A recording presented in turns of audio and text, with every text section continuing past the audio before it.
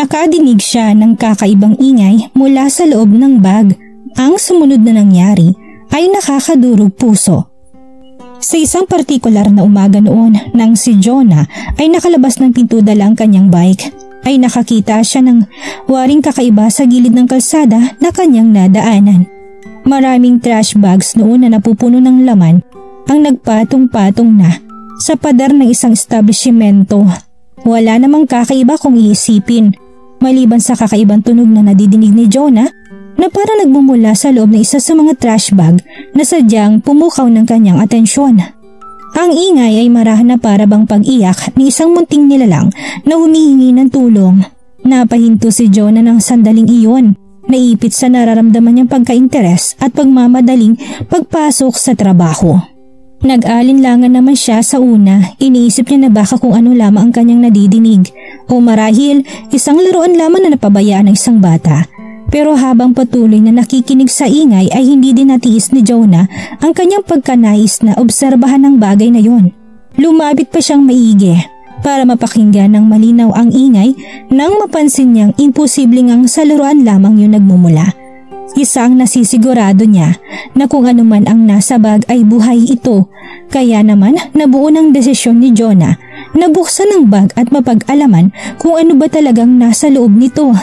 Ang ingay kasi na yon ay hindi normal, malaki ang posibilidad na ang pag-iyak na yon ay mula sa isang nilalang na humihingi ng tulong. Kung ano man ang nasa bag ay tiyak na nahihirapan itong makahinga o baka makapitan na nakakamatay na sakit sa katagalan. Ang ingay na bumabagabag kay Jonah at tumatapik na sa kanyang puso kaya't hindi na niya ito nakayanan. Agad na niyang kinuha ang trash bag na walang pag-aalinlangan. Hindi na alintanan kung anumang pwede niya ditong makita.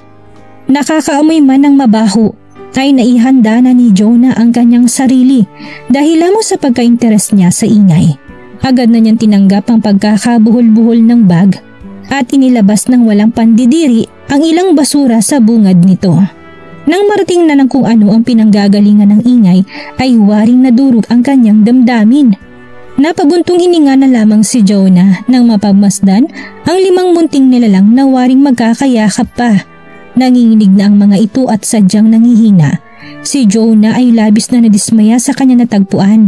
Nalulungkot na masilayan ang kaawa-awang mga nilalang na inabandona at iniwan sa loob ng basurahan. Ang katawan ng 5 munting nilalang ay wala ng sigla at nangihina.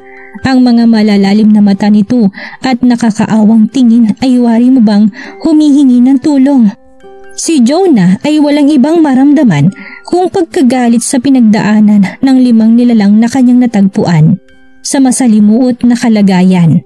Ang 2 sa mga tuta ay patay na dahil sa sitwasyon at nadadaganan na ng kanilang kapatid. Naipit si Jonah sa pagkanais na maprotektahan ang mga inosenteng hayop sa pinsalang pwede pa nilang makuha. Ngayon lamang naging determinado si Jonah sa pag-iisip patungkol sa kaligtasan ng ibang nilalang sa tanang kanyang buhay. Maingat na niyang kinuha ng medyo nanginginig pa niyang mga kamay ang kaawa-awang mga nilalang na nakabalot lamang sa isang tela. Nais ni Jonah na mapaglaanan ang mga ito ng pag-aalagang kinakailangan sa abot ng kanyang makakaya. Gaano na kaya katagal ang mga tuta na nanatili sa ganong sitwasyon sa loob ng isang basurahan nang walang sapat na hangin, walang makain, mabahong amoy at maduming paligid? Ang mga bagay na yun ay hindi na malalaman ni Jonah maliban sa kalungkutang nararamdaman ng kanyang puso. Kinarga ni Jonah ang 3 tuta sa kanyang bisig ng may pag-iingat at wala ni isa man sa mga tuta ang nanlaban o nagnais na kumawala sa kanya. Kung titignan ay malapit ng mga ito sa kamatayan, bunga ng pagkagutom. Kaya't laking pasasalamat na lamang ni Jonah na kanya silang nailigtas. Waring parang nilalambing din siya ng tuta pero hindi na muna inintindi pa ni Jonah ang sandaling iyon. Nagmadali na siyang nanakbo para sa bagay na mas pinakaimportante, ang pumunta sa pinakamalapit na vet clinic. Habang natakbo ay maingat na niyayakap ni Jonah ang nangihina pang mga tuta nang hindi sila masaktan. Doon kahit nasanay man ang vet sa ganung mga emergencies ay hindi pa rin niya maiwasan ang hindi maawat mahabag para sa mga munting hayop. Ilang sandali pa ay eksperto na nilang ineksamin ang kondisyon ng tatlong tuta. Ibinigay ang lahat ng pangangailangan bukod sa pagpapalakas ng kanilang kalusugan. Kung hindi maparamdaman din sila ng pagmamahal at pag-aalaga. Pero ang talagang problema ay kung sino magbabayad kaagad sa lahat ng isasagawang treatment na sadyang kinakailangan. Si Jonah ay hindi naman mayaman, pero nang malaman ito sa vet na nangangailangan ng tuta ng ilang shots kaya kailangang manatili ng mga ito sa pangangalaga nila sa loob ng 1 linggo. Nasabi na lamang niya sa kanyang sarili na ayos lang sa kanya na kumain ng walang lasa at sahog na ramen sa araw-araw kaysa mapabayaan ang kaawa-awang tuta. 2 sa mga tuta ang may gasgas sa kanilang ulo na marahil nakuha ng mga ito sa loob ng basurahan habang nagpupumilit silang lumaya. Infested na rin ang 3 tuta ng mga garapata at pulgas. Isang problema na magaan solusyonan pero mabigat pa rin ang dulot nun para sa mga tuta. Hirap na ring huminga ang mga ito dahil na rin sa matagal na pagsisiksikan ng mga ito sa loob ng trash bag. Dagdag pa na napatabi ang 3 ito sa 2 nilang namatay na kapatid. Ang araw na lumipas ay naging linggo habang binabantayan ni Jonah ang paggaling ng mga tuta. Simula na matagpuan niya mga ito sa hindi maipaliwanag na kadahilanan ay nakadama siya agad ng matinding responsibilidad na umatang sa kanya na hindi niya po pwedeng tanggihan. Napamahal siya kaagad sa mga tuta na waring kinilala na rin siya bilang kanilang tagapag-alaga.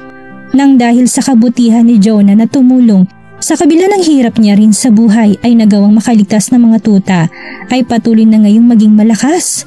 Nalabanan ng mga tuta ang lahat na nagdaang pagsubok sa kanila hanggang sa tuluyan silang naging maayos at gumaling. Ang gasgas sa ulo ng 2 aso ay nagmimistulang lamat na lang rin ng nakaraan. Araw-araw na binibisita ni Jonah ang kanyang mga bagong alaga para siguraduhin ang kanilang kalakasan sa bawat pagkakataon. Doon, sa oras na may tatanong ng iba si Jonah tungkol sa mga tuta at naikakwento niya kung saan niya ito natagpuan, ay nakakaramdam agad sila ng pagkasimpatya at pagkatunaw ng puso. Dahilan para maiilan sa kanila ang tumulong sa ilang bayarin ni Jonah sa vet para mas mapabuti pa ang 3 niyang alaga. Isa itong malaking tulong sa kanya. Nang sa gayon ay mas mapabilis ang pag-uwi niya sa mga ito. Simula na nagsama si Jonah at ang 3 niyang tuta ay naging masaya na at puno ng pagmamahal ang kanilang pagsasama.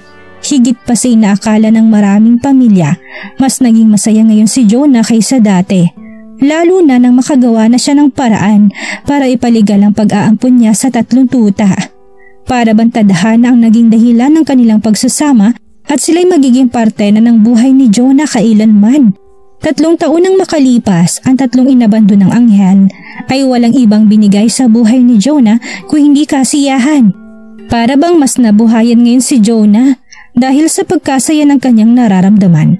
Siya mismong nakakaalam kung paanong ang pagmamahal ay nagagawang paghilumi ang kahit na anong sira sa iyong pagkatao, dala ng kasamaan at ilan pang mga bagay. Nagbabike na ngayon siya nang hindi na mag-isa gaya ng dati dahil may nakakasabay na siyang mga kaibigan.